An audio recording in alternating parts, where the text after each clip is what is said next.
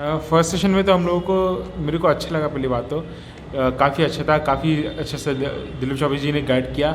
Basically जो मेरे basics थे उसके ऊपर भी हम लोगों ने थोड़ा काम किया, क्योंकि मेरे थोड़े बेसिक्स वीक थे। तो फर्स्ट सेशन में हम लोगों ने जेस्चर ड्राइंग के ऊपर स्टडी की थी और नोट्स के ऊपर स्टडी की थी।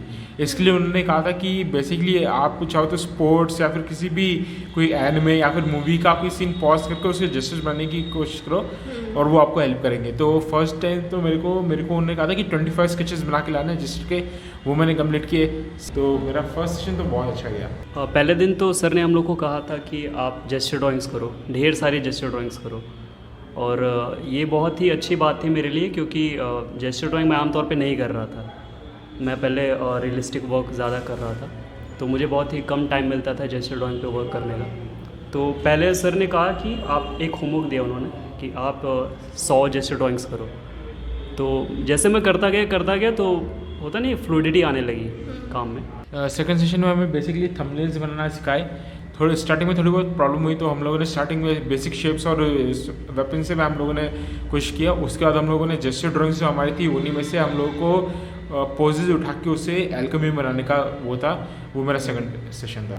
और सेकंड दिन क्या हुआ कि जेस्चर ड्राइंग करने के बाद आपको उसमें से किसी भी 10 कैरेक्टर्स को उठा के, जितने भी आपने 100 जेस्चर ड्राइंग्स किए हैं, आपको उस बेस पे थंबनेल्स क्रिएट करने थे।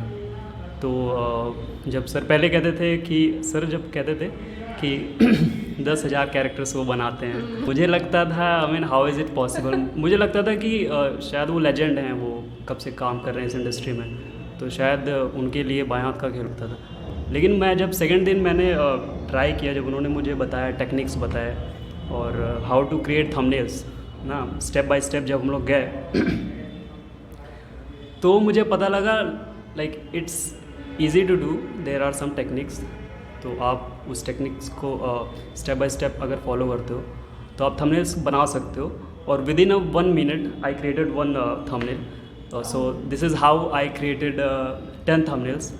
सो it was a great experience for me. The second day was really special for me.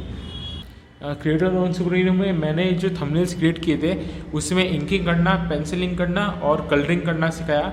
और उसमें बेसिकली हमें ये भी सिखाया कि कैसे जो आपने थंबनेल बनाया है, जो आपने कैरेक्टर बनाया है, उसको एक थंबनेल से कैसे एक फाइनलाइज कैरेक्टर में कन्वर्ट किया जाता है, वो सिखाया। तीसरे दिन क्या था कि आपने जब 10 थंबनेल्स बना लिए तो उसमें से किसी एक थंबनेल्स को चूज़ करना था, किसी एक को, और उसको फाइनलाइज करना था और उसकी पेंसिलिंग, इंकिंग करनी थी, उसको कलर करना था। तो जो थर्ड डे था हमने वो किया। And overall it was a mind blowing experience.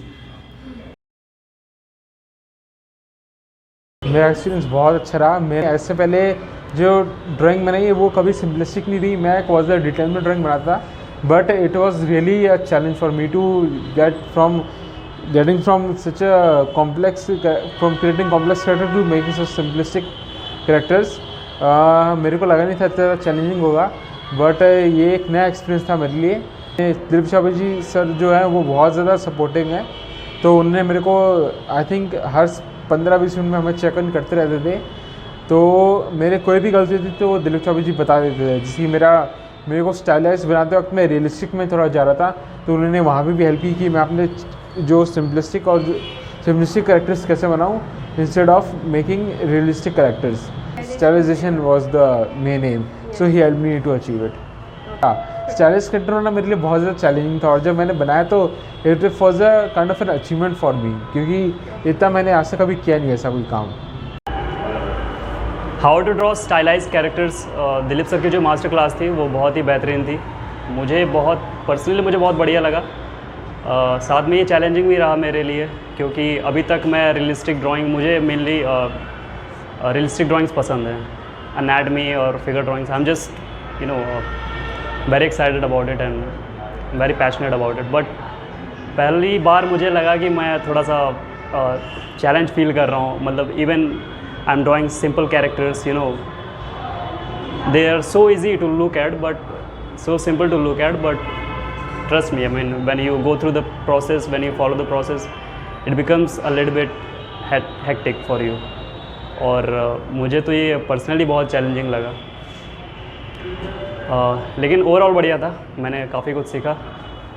और मैं चाहता हूँ कि जो एस्पिरेंट आर्टिस्ट हैं वो भी इस मास्टर क्लास को ज्वाइन करें और सीखें जो अभी तक मैंने सीखा।